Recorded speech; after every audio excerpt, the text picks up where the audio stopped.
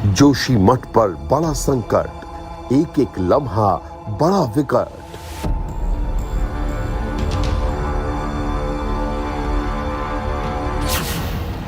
अब तक 723 खतरनाक इमारतों की पहचान।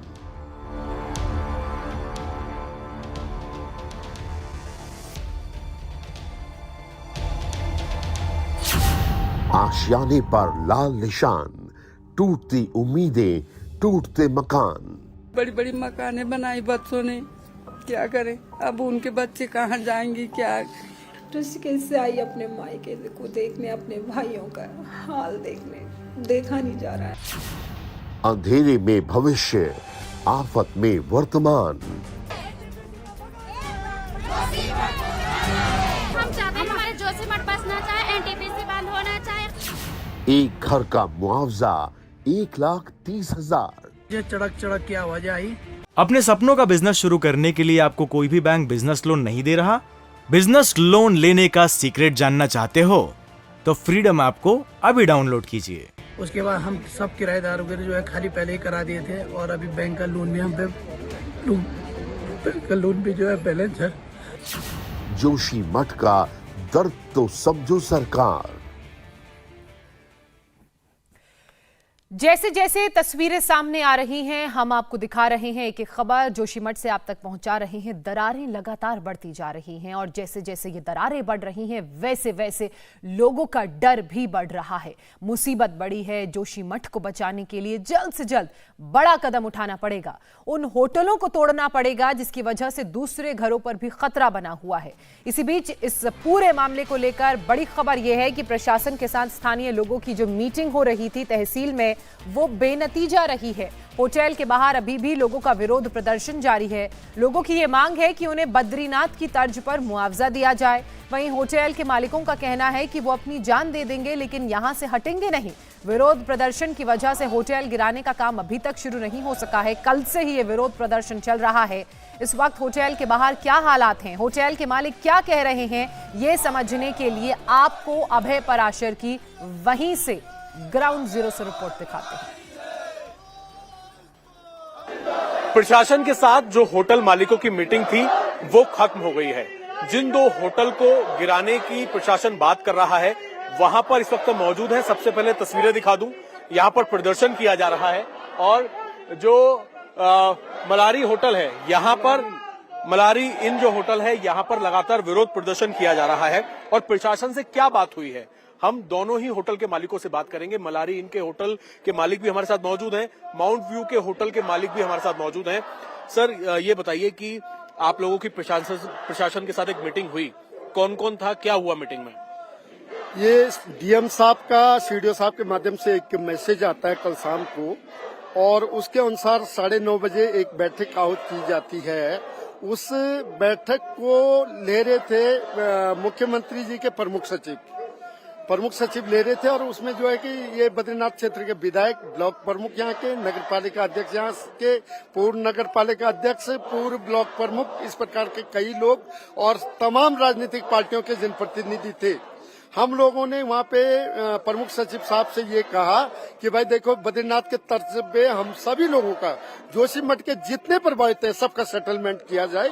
लेकिन उन्होंने कहा बद्रीनाथ के तर्ज में ये सेटलमेंट नहीं हो सकता है। हमने कहा भाई देखो किस तर्ज पे होगा, तो उन्होंने कहा कि मार्केट रेट पे ये सेटलमेंट हो जाएगा। तो हमने कहा भाई ठीक है वो हो जाएगा, तो आप रेट बताइए मार्केट रेट का। तो उन्होंने बोला हम नहीं बता सकते।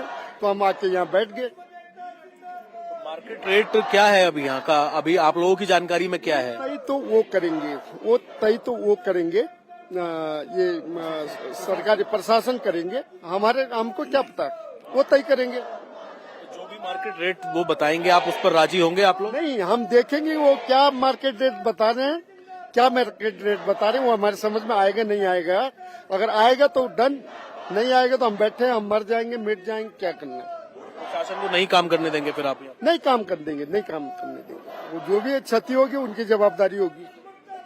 जो बगल में होटल है माउंट व्यू, उनके मालिक भी हमारे साथ मौजूद हैं। सुंदर जी नाम है आपका। सुंदर जी, प्रशासन से बातचीत हुई होगी, अब कैसे हल निकलेगा, क्योंकि बिल्डिंग तो खतरनाक स्थिति में है, इन्हें गिराना भी जरूरी है, तो कैसे मीटिंग में क्या कुछ रहा? देखिए, हमने प्रशासनिक अधिकारी जो भी आ रखे, माननीय मीनाक्षी सुंदरम जी हैं, डीएम हैं, और भी बहुत सारे प्रशासनिक अधिकारी, एसडीएम हैं, सारे बैठे हुए थे। उन लोगों से हमारी वार्ता हुई।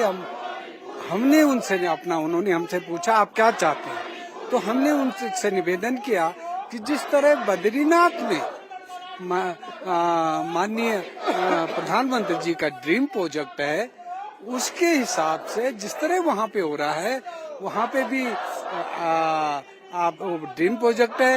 यहाँ पर आपदा है, और ये आपदा एनटीपीसी की दी हुई है, मानव जनित आपदा है। हम लोगों को वहाँ की तर्ज पर हमको वो किया जाए, हमारे होटलों का वन टाइम स्टे वो किया जाए, और वन टाइम जो भी है हमको दिया जाए।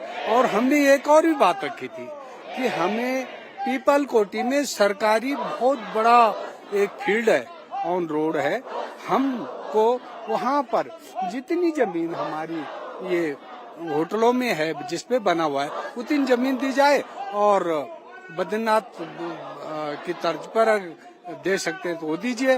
उन्होंने कहा नहीं, वो नहीं दे सकते, मार्केट रेट पे देंगे। तो हमने कहा महोदय बता दीजिए कि मार्केट रेट क्या है, और हम तो ये तुड़वाने में जो भी है सहयोग होगा होटलों को, हम तैयार हैं, हम खड़े हैं, हम मना नहीं कर रहे हैं। लेकिन हमारी बात पर बहुत ज्यादा गौर नहीं किया गया।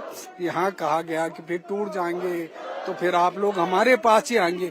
भाई हम कहाँ जाएंगे, हमको आप थ्रेटन दे रहे हैं क्या? तो अभी जैसे कोई अमाउंट तय नहीं हुआ है, मार्केट रेट की बात हो रही है, अब अगर प्रशासन इन्हें तोड़ना चाहेगा तो आप लोग कब तक बैठे रहेंगे यहाँ पर? हम तो जान देते कि हम बैठे हैं, हमको वो करने के बजाय गोली मार दो ना, हमको खत्म कर दो, खत्म। हम अच्छा, कितनी बिल्डिंग है इसके अंदर, कितनी मंजिलें हैं? ये 7 मंजिल है। 7 मंजिल। ये कहा जा रहा है कि जोशीमठ में तो 3 या 4 मंजिल अलाउड है, तो 7 मंजिल जब बना तब कैसे बना? ये आज नहीं बना, पहले भी कई बहुमंजिले बने हुए हैं। अगर पहले से बहुमंजिले नहीं बने होते तो हम भी नहीं बनाते।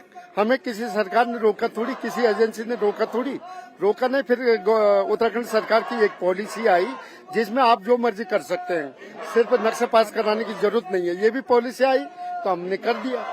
आपका बेसमेंट में भी आपके कुछ नया कंस्ट्रक्शन हुआ है, नए कमरे बने हैं नीचे? वो नया कंस्ट्रक्शन नहीं हुआ, वो पुराना बिल्डिंग है, उसकी रिनोवेशन हुआ। ये कब हुआ? ये तो हाल ही में आजकल ही हो रहा था, 2 साल से लगे हुए इसमें। पूरा दीवार नया सीमेंटेड दीवार है, वो तो बिल्कुल नया कंस्ट्रक्शन लग रहा है। प्लस्तर है ना उसमें, नया ढांचा पुराना है, प्लस्तर नहीं है वो। जी, तो आप लोग अभी वेट कर रहे हैं प्रशासन के?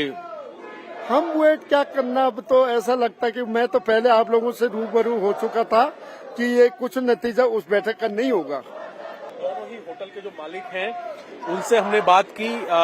ये मालिक हैं मनिहारी इन होटल के, और साथ ही सुंदर जी हैं माउंट व्यू होटल के।